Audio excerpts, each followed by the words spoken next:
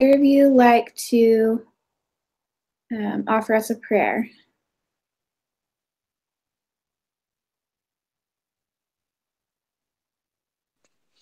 I can do it. Thank you. Yeah. Dear Father, I thank for this day that we can meet as a group and discuss our case study this week and go over our learnings and help each other learn more and expand our growth together. And we ask you to bless us and help carry our conversations and continue to help us do well in our classes. And we say this in Jesus Christ. Amen. Amen. Thank you. So I'm not going to lie, this case was like really hard for me to get through. I don't know about you guys. It was just a lot of information that just went right over my head. But I'm going to go ahead and give just kind of a quick synopsis of the case. So 7 months after the Columbia accident, the Columbia Accident Investigation Board presented their report on the case of the accident. And the board pinpointed the technical cause of the accident. It also identified organizational issues within NASA dating back decades. The CAIB also reported how a manager might have behaved differently during the mission and stressed the organizational shortcomings at NASA that contributed to the catastrophe. So that's kind of what I've done in research after reading the case. But what do you guys think was the issue? What was the technical problem or organizational problem that I just discussed? I agree with you. I kept falling asleep while I was reading this, and it was a lot of information I didn't understand. But I think the big problem was the communication between all of the departments and organizations. Like when they sent a request for additional images, how it wasn't a formal request, and then it got canceled, and then like that one guy wrote an email with his concerns, but then he never sent it. And so just a lot of miscommunication, I think, was a big issue. Definitely. I also think that they kept blowing off certain things like, hey, we want to test for this. Hey, we want to see images on this. Let's do this. And then I forgot the person's name. The last name started with an H. They just kept saying, oh no, this is not the issue. Let's go ahead and disregard. We're not going to do any future testing. I feel like that really shot them in the foot because they just kept doing it over and over and over again after seeing foam strikes and problems like that. Did anyone else have any comments? I agree with everything that was said. I agree that it was an issue that they kept downgrading the whole foam strike situations with every time they got away with it, they kept saying, "Oh, we can do it again." And one of the other, which kind of ties into my other point that I used to write in my paper, I said there was just always a race. They were always in a race to beat the Russians or the Europeans or even themselves. They had to abide by certain deadlines in order to get the funding that they wanted. And it was just always just constantly trying to beat the clock versus putting forth the time and the effort that a situation like this called for. Yeah, awesome. Thanks for bringing that up. I forgot that it was always a race. They were always trying to hit a deadline, or they were always trying to, oh, that will just ruin our budget. We don't have it in the budget. Let's just move on. When really it could have been, future failures could have been prevented. So why do you think it's important to understand all aspects of a complex system failure? And hoping that it will help prevent future failures. What do you guys think about that?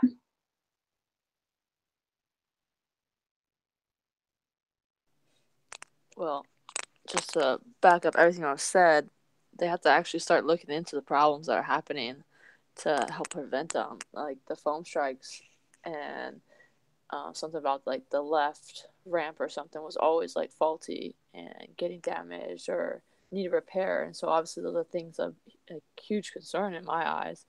And the fact that they kept like reusing and reusing these shuttles, and they knowingly knew that, you know, the one that actually like blew up when it came back already had problems. Like it was, they said it's hard to, you know, get a lift off, but it's like easy to drive or something.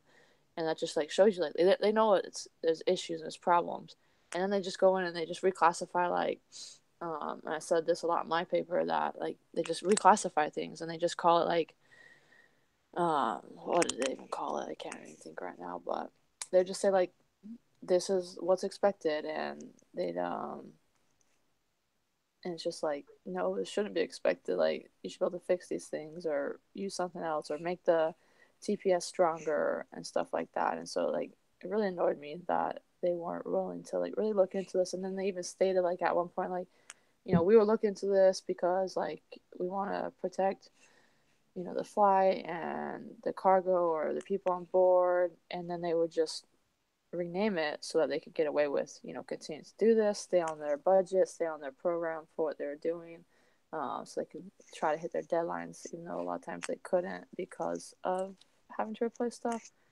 And so it was kind of crazy, but you know. Yeah, that's correct. I think it was a little bit crazy. Like they knew that the Columbia had a hard time with liftoff.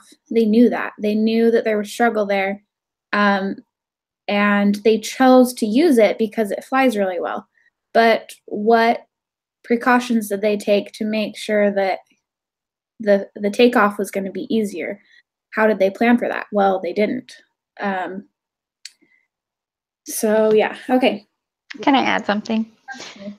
I just think it's odd how if somebody thought something was wrong, it was like they had to go through so much to try to prove that they thought there was an issue, and yet when there was an issue they knew about, they kind of just, like Nicole said, downgraded it and didn't want to prove.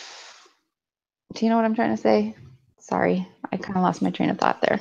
No, I hear you. And it's I just looked it up finally. It's the accepted, they just reclassify as accepted risk of flight, or in family something, or in flight anomaly, and they just accept that and be okay with it. And it's not something that should be been accepted.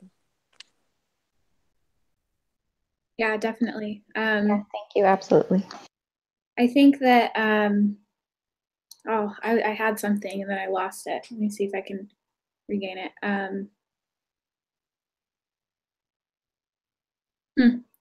You know what? We'll just move on. If I think about it again, I'll come back to it. So the next thing we're going to talk about is the recovery window. So the time between a threat and a major accident, in which, let's see. So the time between flights. What was the recovery window in this case? Do you guys remember what it said about how fast the recovery was for the Columbia after each mission?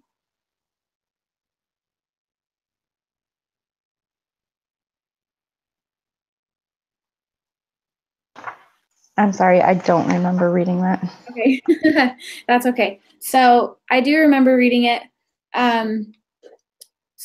So the foam strikes have actually, they saw the most foam strikes within this Columbia ship. And they just kept saying the time or the recovery time between periods when there's a landing, they're fixing, and then they're relaunching was very, very small. So that's what they liked about it, was they could fix this shuttle really, really quickly.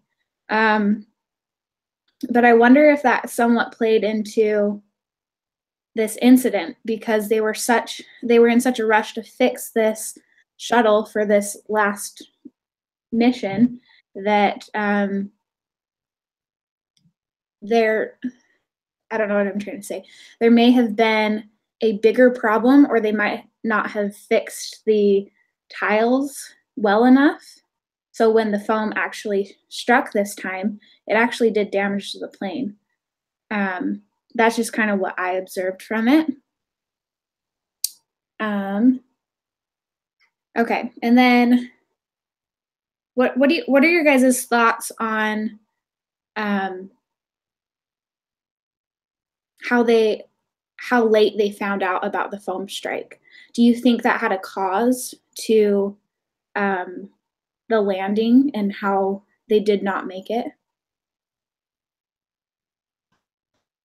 Yeah, I was actually thinking about that one guy who said, well, if something's wrong, there's nothing that we can do about it now.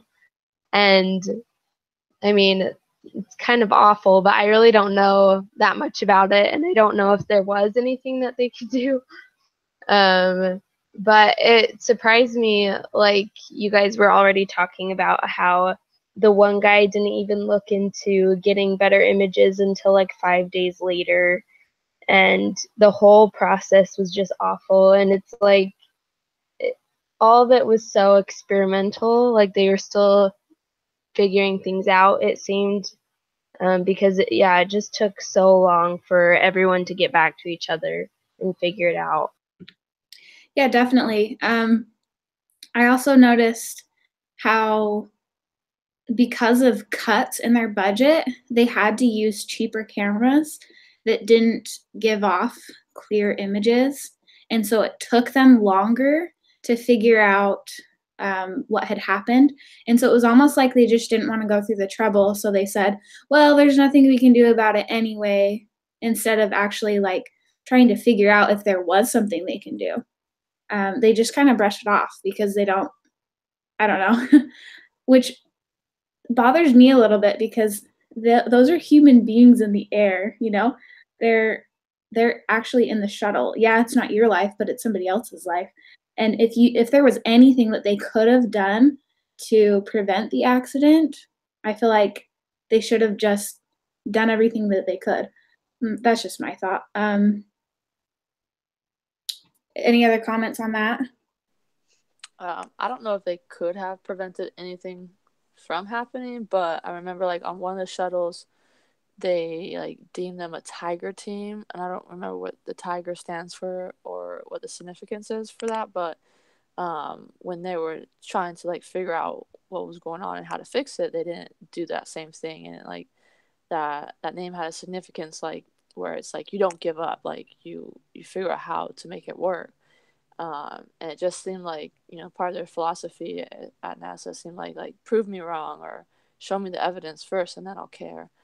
And since they had bad cameras and bad lenses and not very many of them, they couldn't. And so that's why they're requesting additional, and it just didn't seem to be working for some reason. And however it went, they just didn't have the right, chain of command or respond to get those additional photos from other organizations, and so it got just kind of pushed aside and rejected due to that. And so it seems like you said, it took them several a day or so just to even see the photos, and then several days to even try to do anything about it. But they might have been able to do something if they had better images to know, like, hey, we can't bring you back or something, or you need to somehow go land and fix this, or you know what I mean, just something. And the tiles, like, that took the damage, that took too much. They were only designed to take very minimal impact damage, and they're also hand laid. And so what if during the process of trying to turn around so fast to get this shuttle back up there, the laying of it by human hands wasn't precise enough, and we left, as humans, we left a marginal gap that was too big or something, on the spacing of the tiles or the overlaying, and that's what caused it to be such a big impact. So there's lots of things to always look at and factor in, but yeah, I don't know if anything could have stopped it, the death of these people re-entering. Right. So, sorry, it looks like both of you just unmuted. Go ahead and. Oh, no, you're fine. I was just saying, didn't they wait a long time to tell the astronauts about the problem? Like, they didn't tell them right away? Yeah, I think they waited until like day 6 or 7 to even email them to let them know. And the only reason they let them know is because they didn't want like newscasters to ask them questions and them to like not be aware of what happened. Oh, yeah, that's not good. No. Let's see. Oh, so yeah. Did you have something to say? Yeah, I was just going to add, I liked what everybody said so far, and especially what Nicole mentioned about the Tiger team.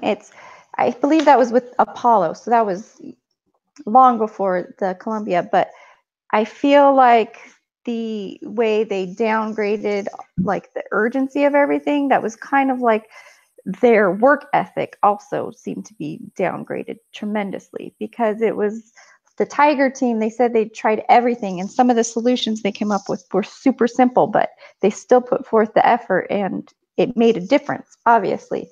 And the way they just kept dismissing everything, it took a day to even notice, and they just kind of hemmed and hawed over it. Some people wanted to take action, but some people didn't. They said they needed photos. It took them 5 days. It just seems like the same work ethic wasn't there, and it was just more about politics. Right, exactly. And something that Nicole brought up is maybe they could have figured out, hey, you guys won't be able to make it the full trip. Maybe you can turn around and land. See, I don't know anything about space shuttles. Is that even a possibility to like change your course and land early? Do you guys even know? I don't know if it was a possibility. I don't know if the space station was working then, or if they were allowed to go to that. But one of the engineers wanted to know if they could do a spacewalk to even see if they could tell the damage, and nobody pursued that at all, which I found really disappointing. Yeah, definitely. Okay, let's see. All right, so I know a lot of these questions we kind of have like the same answers for them, but we're probably going to have some more, so be prepared. So we're going to talk about downplaying ambiguous threats. What is human cognitive biases, and how does it apply to this case? Do you guys know what cognitive biases are? No, but I'll just go off of what I read. Okay. And just normal, human perception is when something continues to happen over and over, but somehow everything always works out in the end, we kind of just let it go. And that's what it seems like is going on. Like, a lot of the people, like, later in the days were just like, hey, this is normal. Like, it's very slim that anything bad gonna happen. And so, like, they really just downplayed it, and it was just biased of, this has happened, and it continues to happen, and so this shouldn't be a problem due to that. And so I feel like that's kind of a good answer, but I don't know. Yeah, perfect. So, Maria, did you have something to say?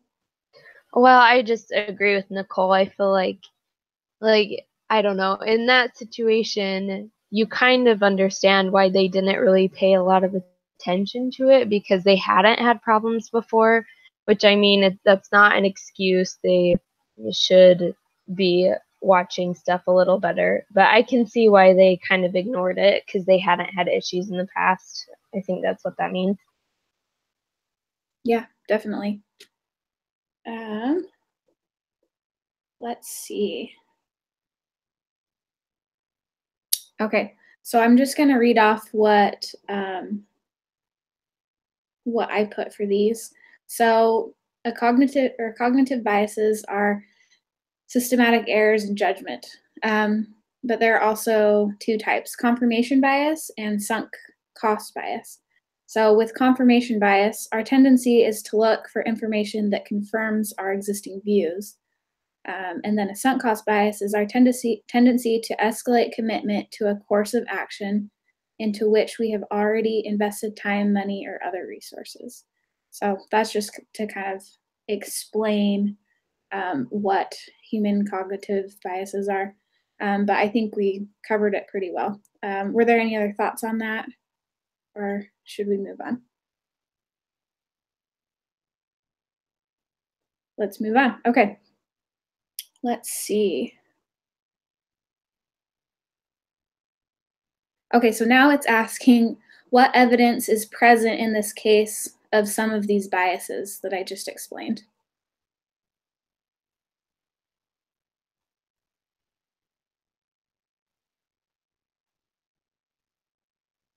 I'll go ahead and go. I have one. So at the flight readiness review meeting, in this case, the senior NASA managers concluded that the foam shedding was an acceptable risk. They just kept saying that. The foam shedding is an acceptable risk. Each safe return of the shuttle, despite numerous foam strikes, affirmed management's beliefs that there was a low risk of failure. So that's just one that I continually saw is they just kept accepting that that was a risk. Each safe return was, just fine. They just kept discounting it, even though these foam strikes kept happening. Does anybody else have an example that they saw in the case?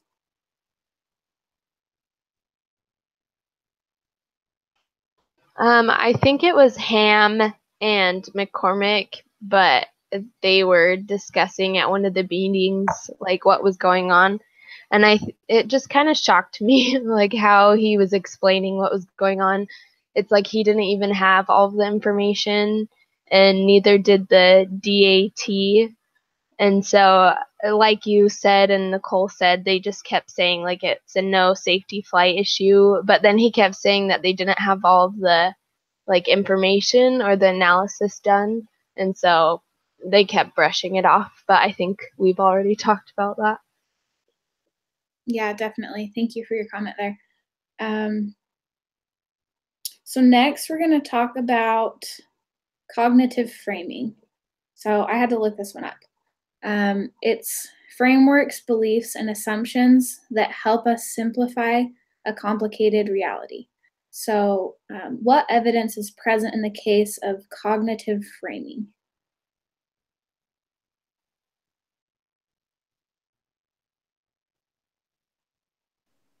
I feel that's very similar to the other ones, and just like I found one in the case that they found it like when they finally decided to email them on day 7, they just wanted them to not be like surprised, but it was their email to the astronauts stated that the foam strike was not even worth mentioning, but they did want the astronauts to not be surprised by it from a question from a reporter, so they emailed them. And NASA also stated that they have seen this phenomenon on several other flights, and there's absolutely no concern for their re-entry. That's a pretty big statement to say. Like, they know something hit. It seems to be, a little bit worse than any other hit. Yet they are saying there's absolutely, like, that means you're 100% sure that nothing will happen, that they will come back safely. That's a really big target to put on your back when you say that, So just that alone kind of shows like just where they were with their thinking process, and that the fact that because this has happened, like we said, that we're going to be fine, that it's just something that happens.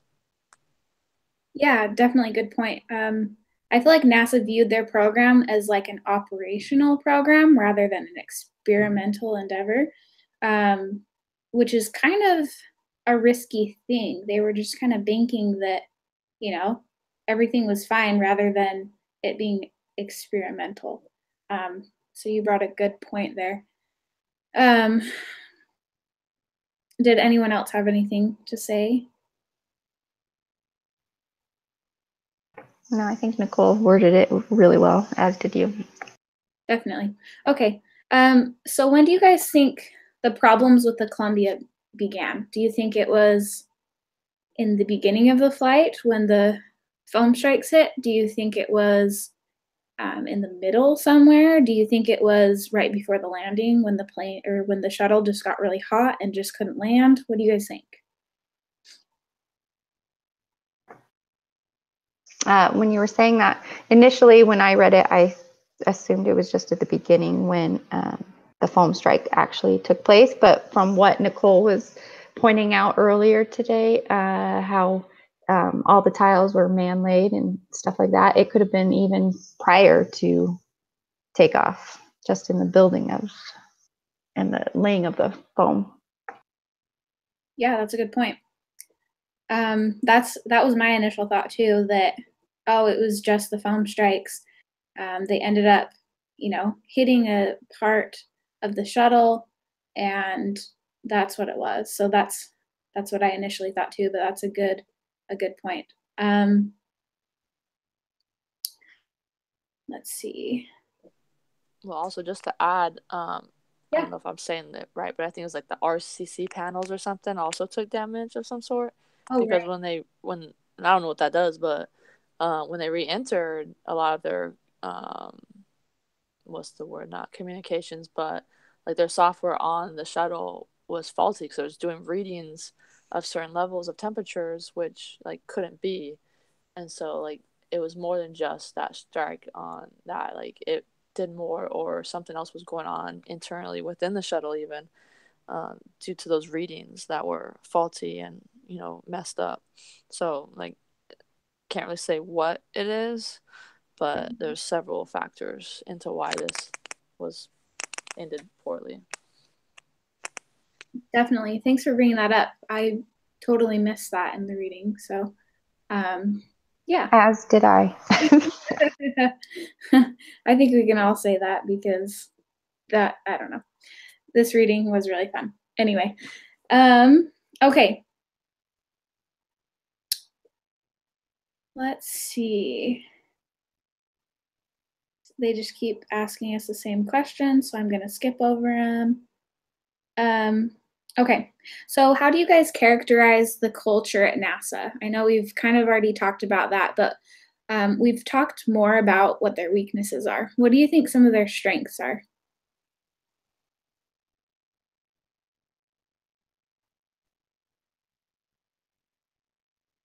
I love the long pause. Maybe there aren't any. Just kidding. I got one. Oh, you go first. Okay. Even though they've had a lot of failure and they have a lot of bad qualities and mistakes, they're determined. So like that's a pretty good quality. Like they seem to not give up, and even though it's a very dangerous thing they're doing and it's unknown, and they might not treat it that way, but to continue to develop this type of technology and to even know like how hot the atmosphere is, or even to guess it and then build stuff to withstand it is pretty amazing. And so a lot of the stuff they do is amazing and pretty cool, but they do have some faults. But that's just one thing that popped into my head. Yeah, definitely. Okay, well, you basically said it all, Nicole, but I was just thinking about the beginning when we talked about them, being in a race. And even though that can be a weakness, it's also, like you said, like they're ambitious and they're determined to succeed. And I don't know, I was thinking about, oh, I just lost it. Let's see.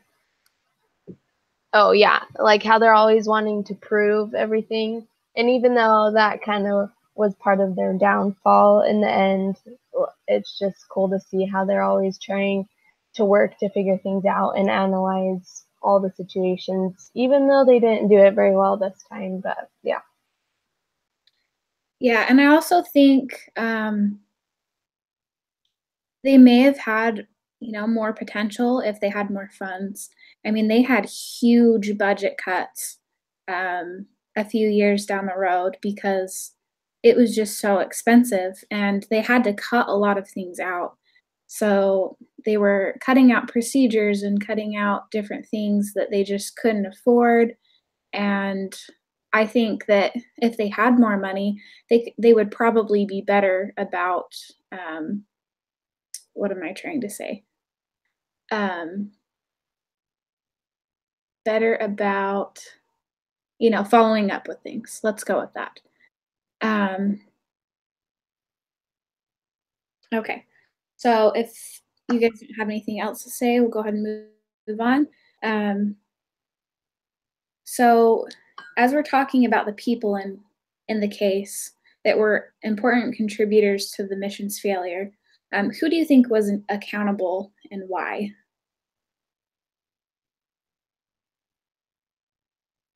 I had a hard time with Ham dismissing the request for the photos because she didn't know who actually put the request in. That seemed like a petty reason to dismiss it altogether. It wouldn't have hurt anything to get more information for anyone there at NASA. And I also didn't like how she was pushing because they had another deadline. And so I just feel like she had a big role in it. Yeah, definitely. I agree with that. I agree with that. That's the only name I remember anyways. Same. It's the shortest one, right? I also thought Rocha, I think it's a he, how he wrote that email with he was concerned about the cancellation of the image request, but then he never sent it. And I think he didn't send it because that's like not what the culture was at NASA. Like he didn't want to overstep. So I don't know. I think that was a mistake as well. Yeah, I kind of come down to both the two of those people. I don't remember who said it, but they were more worried about the flight travel and the time it took to get them back, rather than trying to figure out what was going on, because it would have delayed their mission. And I think that had a big impact on it. Okay. So are we supposed to go for an hour or 45 minutes? What do you think? I think it's just once we cover everything. And All right. Yeah, Well, same. there are a couple things on here that I kind of want to skip over because it's literally the same thing that we've been talking about over and over again.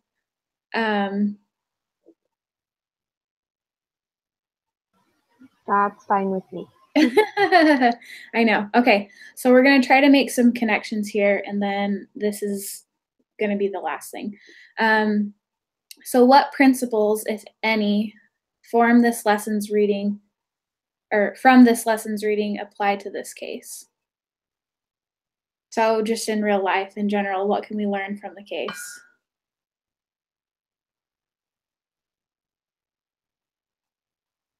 Well, we can learn to get the info and really be sure about our decisions and not make fools of ourselves by saying, oh, I'm absolutely 100% sure without being absolutely 100% sure without the facts. Like they didn't have the correct enough images to know like how big this impact was or not. They ignored the email from the flight crew asking to be able to go out and look at the damage. And so, for us, we can just know like, hey, we should ask questions. We should look more into things. We should really know our facts before making, a really sound decision that would impact, say, us for the rest of our lives.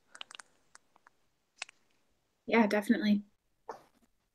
I think we could learn that communication is always, always important. And I think it's better to err on the side of over communication rather than less. And I also think it's important that when you know there is an issue, that it's important to examine it and study it and try to rectify it rather than just downplay it all the time. Definitely. Maria, did you have anything to add? Yeah, I agree with that. I think they based a lot of what they did on assumptions, and it's better to get all the information. So that's all really good. I was also thinking it's good to have protocols in place and to follow them, even if they don't seem important or if they're redundant. There's a reason for them, and like I worked at a bank and I know how it goes to have to like fax formal requests, and it takes a long time, and sometimes you feel like you want to skip steps, but there's a reason for it. So you just have to be diligent and follow the protocol. Definitely. Those were all 3 awesome points. So to wrap it up, there was a video clip that they recommended that I watch, and it looked like, I think it said they were like 3 minutes away from landing and everything was looking great. And then all of a sudden, things started going south really quickly. They didn't know what was going on. They didn't know what to do. And it was actually quite eerie to watch. So just all of a sudden, the shuttle just caught fire and nobody knew what was going on. And the people on the inside of the shuttle were freaking out because they couldn't see what was going on the outside. And the people who were monitoring the shuttle were trying to figure out like what is going on the outside of the plane. So anyway, I'm going to go ahead and send you that link if you guys want to watch it later tonight. You can, or you don't have to. Doesn't matter. But it was just pretty creepy to see, but also kind of cool. So it was about 3 minutes long. Other than that, I feel like we kind of covered the case, and we were able to figure out all the problems and kind of who was to blame here, what are things they could have done, what are things that they may need to work on with like communications and stuff like that. But other than that, I think it was a great discussion, and I think we are good to go. You guys good with that? Yeah. Sounds Awesome good. job. Thanks, Mikhail. Okay. Yeah, you did a really good job. Thank you. Thanks. Have a good night. Thank you. You too. See you guys. Bye. Night.